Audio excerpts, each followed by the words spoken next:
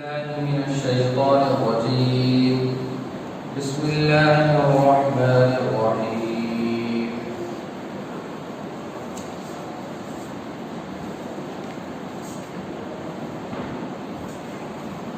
كلا بل لا تكرمون اليتيم ولا تحاضون على طعام المسكين وتأكلون التراث أكلا لما وتحبون المال حبا جما كلا إذا دكت الأرض دكا دكا وجاء ربك والملك صفا صفا وجيء يومئذ بجهنم يومئذ يتذكر الإنسان وأنى له الذكرى يقول يا ليتني قدمت لحياتي فيومئذ لا يعذب عذابه أحد ولا يوثق وثاقه أحد يا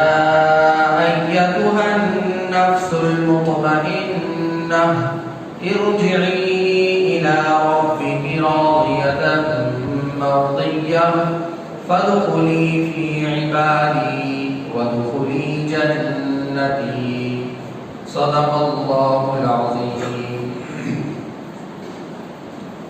یہ سورہ فجر کی آیت نمبر 17 سے آیت نمبر 30 تک آپ کے سامنے پڑھ کر سنائی گئی تھی. اس کا ترجمہ یہ ہے: ہرگز ایسا نہیں چاہیے، صرف یہی نہیں بلکہ تم یتیم کی عزت نہیں کرتے. وَلَا تَحَاضُّونَ عَلَى طَعَامِ الْمِسْكِينِ، اور مسکینوں کو کھانا کھلانے کی ایک دوسرے کو ترغیب نہیں دیتے.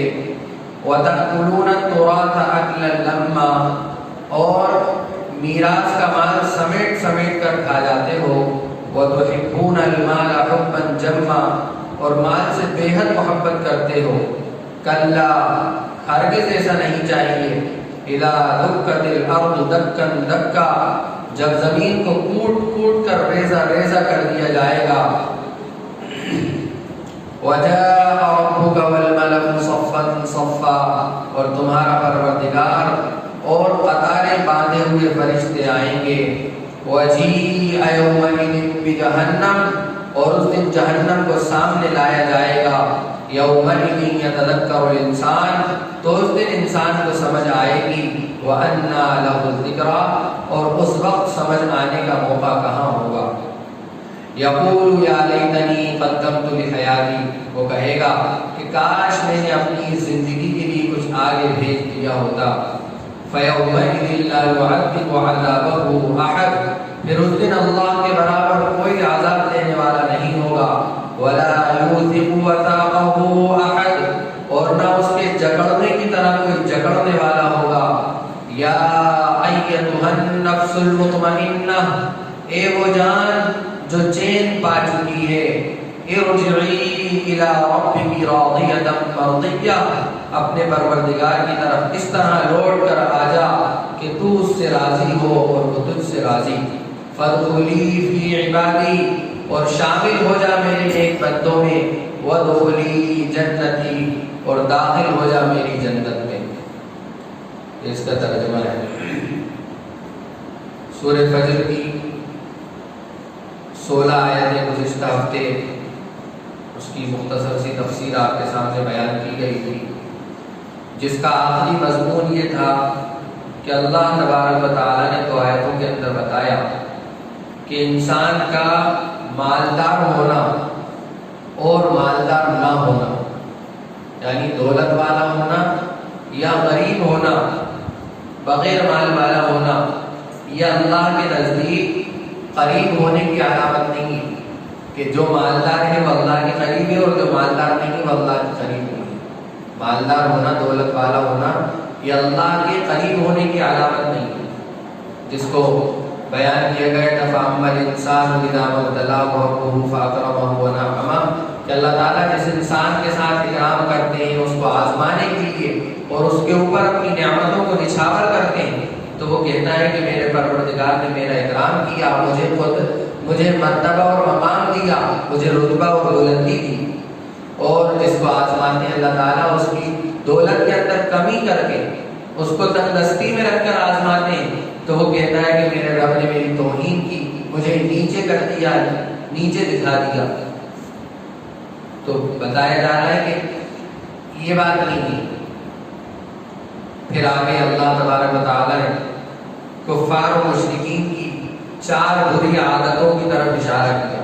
یہ آیت کا اس سے ربط ہے کہ کسی انسان کا مالدار ہونا اور مالدار نہ ہونا یہ اللہ کے نزدیک جو ہے، اللہ کے نزدیک قریب ہونے کی علامت نہیں ہے۔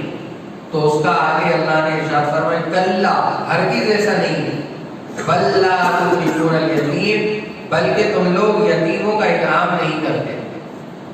جو مال و دولت ہم نے تم کو دیا ہے وہ ٹھیک ہے، تم خیرات کرتے ہو، خرچ کرتے ہو، صدقہ کرتے ہو، لیکن تم جن کے اوپر صدقہ کرتے ہو، جن کے اوپر خیرات کرتے ہو، ان کو تم کمتر سمجھتے ہو، ان کو تم رذیل سمجھتے ہو، ان کو تم ذلیل سمجھتے ہو۔ یتیم بچوں کے ساتھ ان کو جو ہے ایک اچھی نظر سے نہیں دیکھتے، تم لوگ ایسا کرتے ہو۔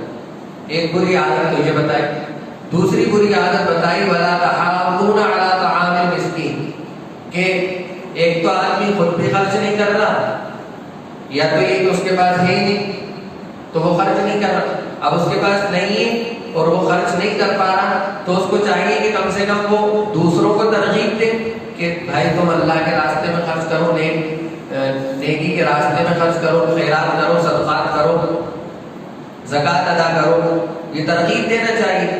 تو اب اللہ تبارک و تعالیٰ نے دوسری بری عادت یہ بتائی کہ وَلَا تَحَاضُّونَ عَلَىٰ طَعَامِ الْمِسْكِينِ، کہ مسکینوں کے کھانا کھلانے پر وہ ایک دوسرے کو ترغیب بھی نہیں دیتے۔ یہ 2 بری عادت۔ اور پھر تیسری بری عادت بتائی وَتَأْكُلُونَ التُّرَاثَ أَكْلًا لَمًّا، کہ جو ہے تم وراثت کا مال، وارثوں کا مال کھا جاتے ہو جمع کر کے۔ لمّا کے معنی ہوتے ہیں جمع کرنا، تو جمع کر کے کھا جاتے ہو اور تم اس طاق میں رہتے ہو۔ تو اس سے کیا پتہ چلا کہ تمہارے اندر جو ہے جمع مردی کی علامت نہیں ہے، تمہارے اندر قوت جو ہے کمانے کی جو ایک وہ ہوتی ہے آدمی کے اندر طلب، وہ نہیں ہے تمہارے اندر۔ تمہارے اندر یہ چاہت نہیں کہ تم محنت اور مشقتیں کرو پیسہ کمانے کے لیے، بلکہ تم کیا ہو، تم کمتر ہو، تم نااہل ہو، تم جو ہے وارثوں کے مال کے اس میں رہتے ہو کہ مردہ مرے اور ہم اس کی میراث کو کھائیں۔ اللہ تبارک و تعالیٰ نے جس طرح سے وراثت کے اندر لڑکے کا حق رکھا ہے، اسی طرح سے لڑکی کا بھی حق رکھا ہے۔ بعض بھائی جن کو اللہ نے صلاحیت دی ہوتی ہیں، جن کو اللہ نے اچھی طرح سے نوازا ہوتا ہے، ان کے والد کا انتقال ہوتا ہے تو وہ اپنی بہنوں کو وراثت کا مال نہیں دیتے، اور وہ کیا کہتے ہیں کہ صاحب جہیز تو دے دیا ہم نے، اب کیا ہے ان کا؟ کچھ نہیں، اب کیا ہے؟ کچھ نہیں، وراثت تو دے دی ہم، وہ جہیز تو دے دیا۔ جہیز شریعت کے اندر کوئی اس کی حقیقت نہیں، حقیقت وراثت کی ہے۔ آ رہی بات سمجھ؟ یہ پیغام دوسروں تک بھی پہنچنا چاہیے کہ بھائی جس طرح سے لڑکے کا وراثت کے اندر حق ہے، اسی طرح سے لڑکی کا بھی حق ہے۔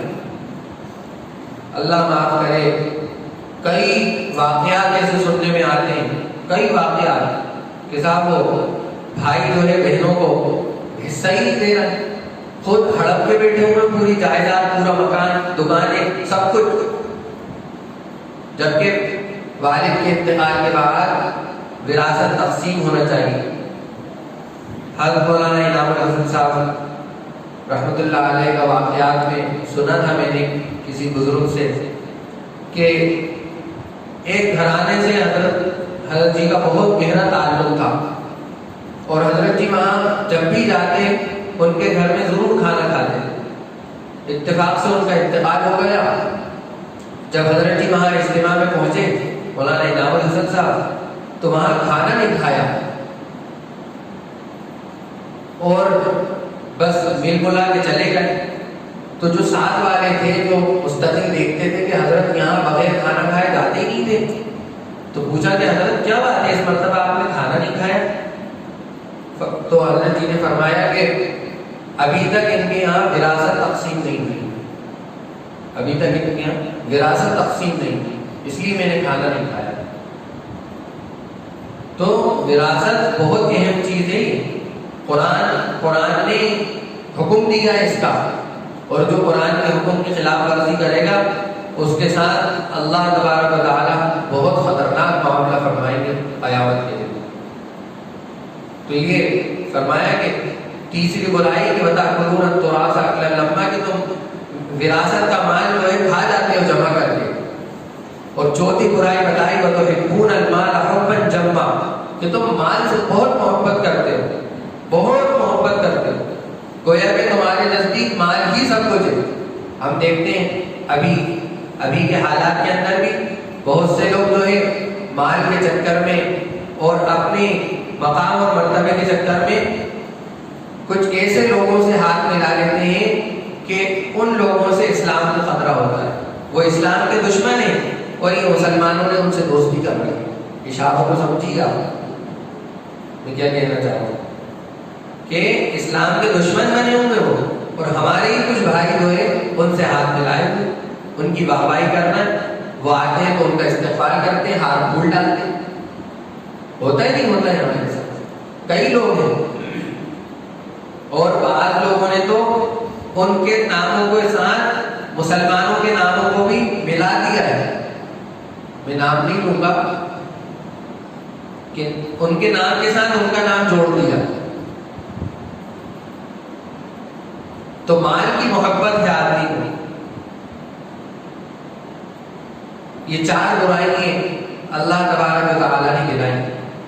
پھر یہ چار برائیوں کو گنانے کے بعد اللہ تبارک و تعالیٰ نے فرمایا وہی جو شروع سورت کے اندر جو قیامت کی ہولناکی اور جزا اور سزا کو جو بتلایا تھا، دوبارہ اس کو مضبوط کرنے کے لیے اللہ تبارک و تعالیٰ کہ ایمان والے جو ہے تمام انسان اور خاص طور پر ایمان والے اس بات کو ذہن نشین رکھیں کہ یہ دنیا ایک دن ختم ہو جائے گی، یہ دنیا کی جو مال و دولت ہے یہ ختم ہو جائے گا، یہ دنیا کی جو عزت اور شہرت ہے یہ ختم ہو جائے گی، یہ دنیا کا مقام اور مرتبہ ایک دن ختم ہو جائے گا، یہ جوانی ایک دن ختم ہو جائے گی، یہ بچپنا ایک دن ختم ہو جائے گا، یہ بڑھاپا ایک دن ختم ہو جائے گا، اور یہ جو زمین اور آسمان تم ہزاروں سالوں سے دیکھتے چلے آ رہے ہو، اور یہ سورج اور چاند کے نکلنے کو جو تم ہزاروں سالوں سے کروڑوں اربوں سالوں سے دیکھتے چلے آ رہے ہو، ایک دن یہ بھی ختم ہو جائے گا۔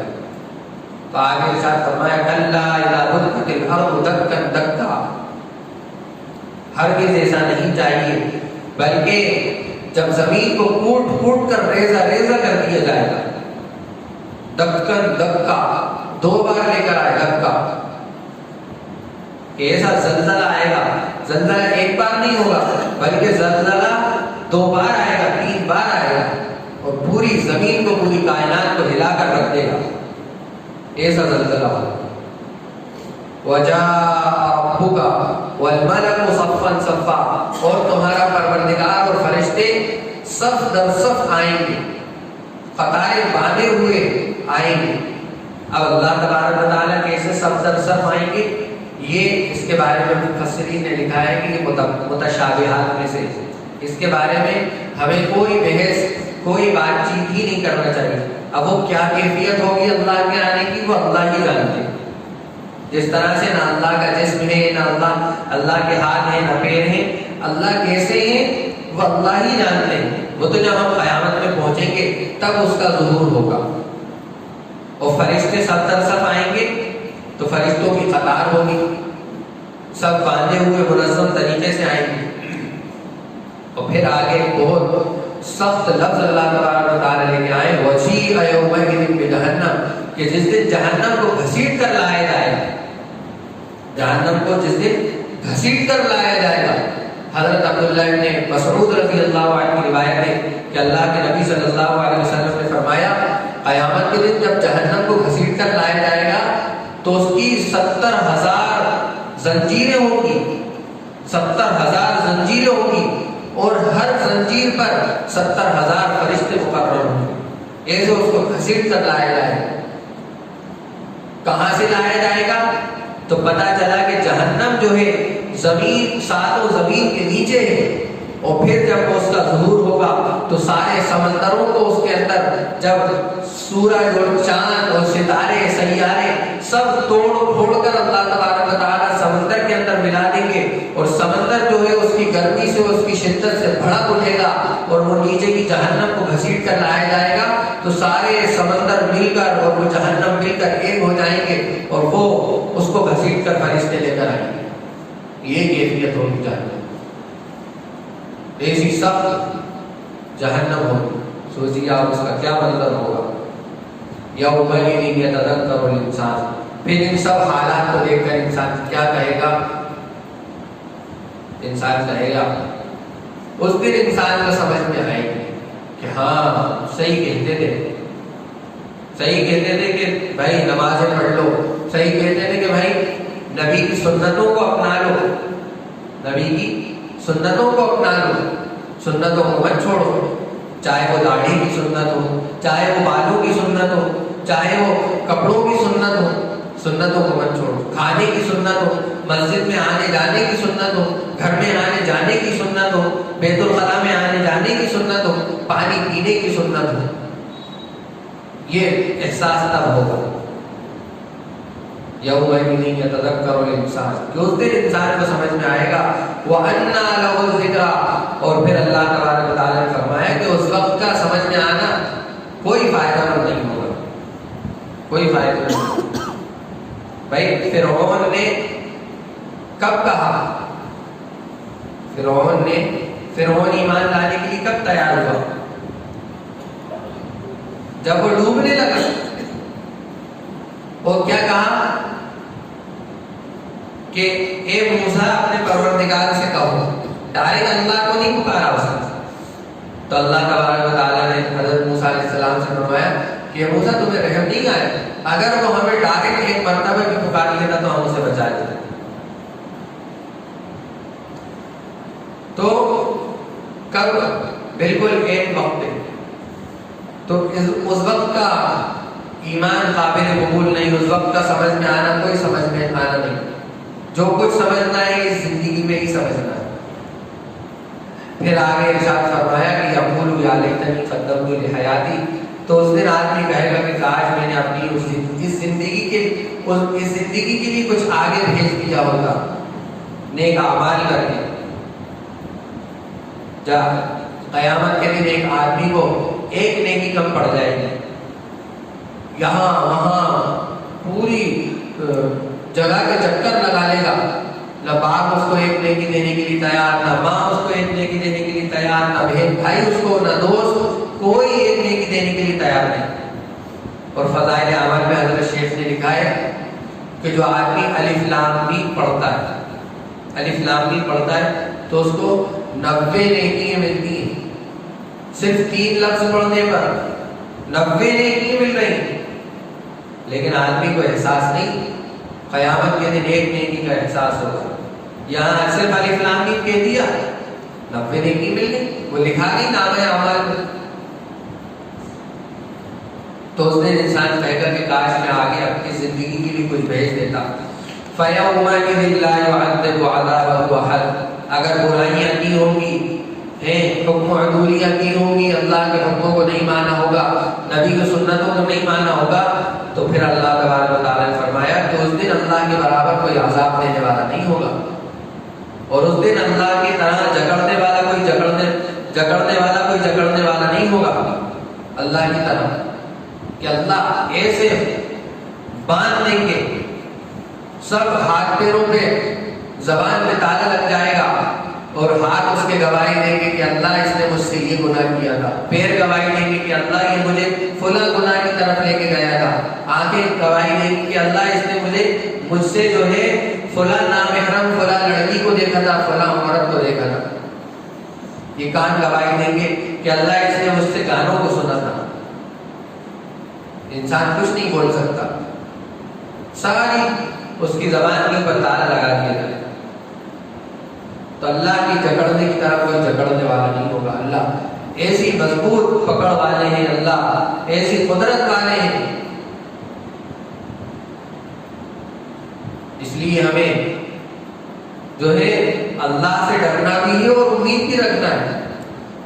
حضرت عمر رضی اللہ عنہ فرماتے تھے کہ اگر یہ اعلان ہو جائے کہ سارے لوگ جہنم میں جائیں گے, ایک آدمی جنت میں جائے گا, تو فرماتے تھے کہ مجھے یقین ہے کہ وہ ایک آدمی میں ہوگا. وہ فرمایا کہ سارے لوگ جنت میں جائیں گے اور ایک آدمی ہے جو جہنم میں جائے گا. تو حضرت عمر کو ڈر اتنا تھا کہ ہو سکتا ہے وہ ایک آدمی میں ہو. ایسا خوف, امید بھی ویسی اور خوف بھی ویسا. قاری طیب صاحب رحمۃ اللہ علیہ نے لکھا ہے کہ ایمان دو چیزوں کے درمیان ہے, خوف اور امید. خوف اور امید. تو اللہ سے امید بھی رکھنا ہے اور اللہ کا ڈر بھی اپنے اندر پیدا کرنا ہے. پھر آگے فرمایا یا ایتھا النفس المطمئنہ, اے اطمینان والے, اے وہ جان جو چین پا چکی, اے وہ جان جو چین پا چکی. نفس کی تین قسمیں ہیں. ایک ہے نفس امارہ, دوسرا ہے نفس لوامہ, اور تیسرا ہے نفس مطمئنہ. نفس امارہ جو ہے یہ برائیوں کی طرف کھینچتا ہے. جب آدمی کا ایمان مضبوط نہیں ہوتا تو وہ نفس برائیوں کی طرف کھینچتا ہے. ارے کون نمازیں پڑھے, کون فجر میں اٹھے, چلو کیرم کھیلتے ہیں, چلو یہ گناہ کرتے ہیں, چلو وہ گناہ کرتے ہیں. تو یہ نفس امارہ برائیوں کی طرف کھینچتا ہے. لیکن جب وہ تھوڑی سی اس کی تربیت ہوتی ہے, تھوڑی سی اصلاح ہوتی ہے, تو پھر وہ نفس لوامہ بن جاتا ہے. اب وہ جو ہے محنت کے مرحلے میں ہوتا ہے, وہ تربیت کے مرحلے میں ہوتا ہے, اس کی تربیت ہوتی ہے. جب وہ اس کی تربیت ہو جاتی ہے, خوب مجاہدے اختیار کر لیتا ہے. کیسے مجاہدے کہ نماز پڑھنے کا دل نہیں چاہ رہا, لیکن پھر بھی وہ مجبور کر رہا ہے کہ نفس تجھے آنا پڑے گا اللہ کے دربار میں اور سجدہ کرنا پڑے گا. دل نہیں چاہ رہا کہ روزہ رکھوں, بہت تیز پیاس لگتی ہے, بھوک لگتی ہے, نہیں, تجھے روزہ رکھنا پڑے گا چاہے تو چاہے نہ چاہے. تو جب وہ اس طرح کی مجاہدے کرواتا ہے انسان اپنے نفس کو, تو پھر ایک وقت آتا ہے کہ وہ نفس مطمئنہ بن جاتا ہے. تو اس نفس مطمئنہ کے بارے میں اللہ تبارک و تعالیٰ نے فرمایا یا ایتھا النفس المطمئنہ. اس آیت کے تحت کچھ عجیب واقعات کتابوں کے اندر لکھے. ایک واقعہ لکھا ہے حافظ طبرانی رحمۃ اللہ علیہ نے ایک کتاب کے اندر کہ فتان بن رزین ابی ہاشم ایک شخص تھے جو اسی زمانے کے اندر تھے, اللہ کے نبی کی بات کے زمانے میں. وہ بلاد روم کے اندر ان کا جانا ہوا, تو ان کے ساتھ کچھ اور ساتھی بھی تھے. تو وہاں کے بادشاہ نے ان کو قید کر لیا جو کافر تھا. جب قید کر لیا تو ان لوگوں سے کہا کہ اگر تم میرے دین کو نہیں مانو گے تو تمہیں تمہاری گردنیں اڑا دوں گا. تو ان میں سے 3 لوگ اس ڈر کی وجہ سے اضطراری حالت میں, ڈر کی حالت میں انہوں نے وہ مرتد ہو گئے, وہ بادشاہ کے دین کو قبول کر لیا. لیکن ان میں سے ایک شخص نے قبول نہیں کیا, تو بادشاہ نے اس کی گردن کاٹ دی, اڑا دی گردن, اور اس کی گردن کو اڑا کر ایک دریا میں ڈال دیا. اب وہ گردن اس دریا کے اندر تیرتی رہی, ڈوبی, پھر ایک دم اس کا ظہور ہوا اور اس گردن نے نکل کر ان کی طرف اشارہ کرتے ہوئے, ان کی طرف دیکھتے ہوئے یہ آیت پڑھی یا ایتھا النفس المطمئنہ ارجعی الی ربک راضیۃ مرضیہ. اور پھر یہ آیت پڑھ کے وہ گردن دوبارہ پانی کے اندر ڈوب گئے. تو بادشاہ جو ہے تھر تھرا گیا, کپا گیا, یہ کیا مان رہا ہے. اور جن 3 لوگوں نے جو ہے اس بادشاہ کا دین قبول کر لیا تھا وہ بھی مسلمان ہوئے, اور کئی دوسرے نصارہ جو ہے وہ بھی ایمان کے اندر داخل ہوئے. یہ واقعہ کتابوں کے اندر لکھا ہے.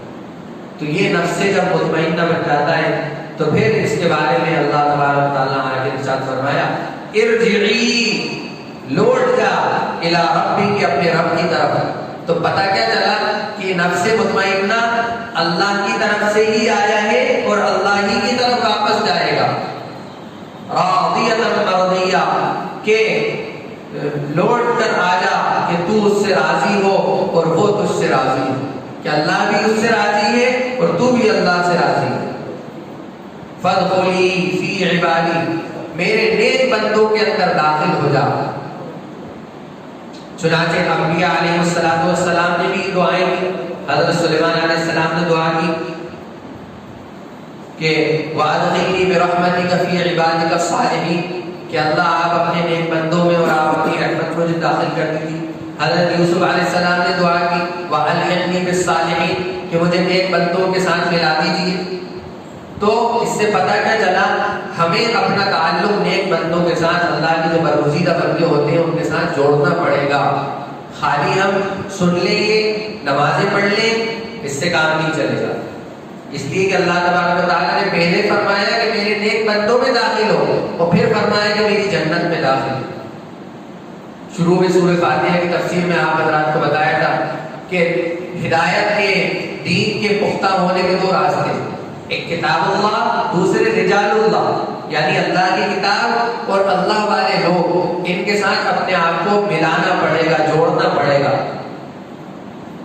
قاری عاصم صاحب دعوت برکاتہ بھوپال میں جو آتے تھے اور بہت زبردست ان کا خطاب ہوتا تھا، آپ نے ان کے بیان کبھی سنے ہو، جہانگیر آباد میں بھی ہوا، چکلود روڈ پہ زبردست۔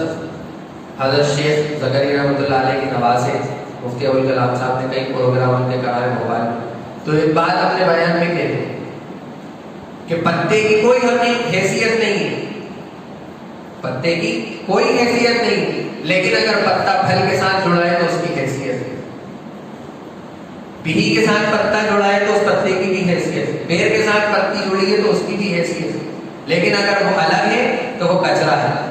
تو ہم جو ہے کچرا ہیں، اگر ہم اپنے آپ کو کسی اللہ والے سے جوڑ لیں گے تو ہماری بھی کچھ حیثیت ہوگی، ورنہ ہماری کوئی حیثیت نہیں، کوئی حقیقت نہیں، کوئی۔ تو اللہ تبارک و تعالیٰ نے ارشاد فرمایا فادخلی فی عبادی وادخلی جنتی، کہ میرے نیک بندوں میں داخل ہو جا اور میری جنت کے اندر داخل ہو جا۔ جب یہ نفس مطمئنہ ہوتا ہے تو اللہ کے نبی صلی اللہ علیہ وسلم نے فرمایا کہ جب فرشتے انسان کی روح قبض کرنے کے لیے آتے ہیں تو جو نیک انسان ہوتا ہے، نفس مطمئنہ ہوتا ہے، تو اس کے اوپر یہ آیت پڑھ کر سنائی جاتی ہے یا ایتھا النفس المطمئنہ، یہ آیت اس کے اوپر پڑھ کے سنائی جاتی ہے، اور اس کی روح کو جو ہے بہت آسانی کے ساتھ نکالا جاتا ہے، بہت اکرام اس کا اکرام کیا جاتا ہے، اور پھر یہ آیت آگے کہ میرے نیک بندوں میں داخل ہو جا اور میری جنت کے اندر داخل ہو جا۔ یہ سورہ فجر کی تفسیر تھی جو آپ کے سامنے بیان کی گئی۔ وآخر دعوانا الحمد للہ۔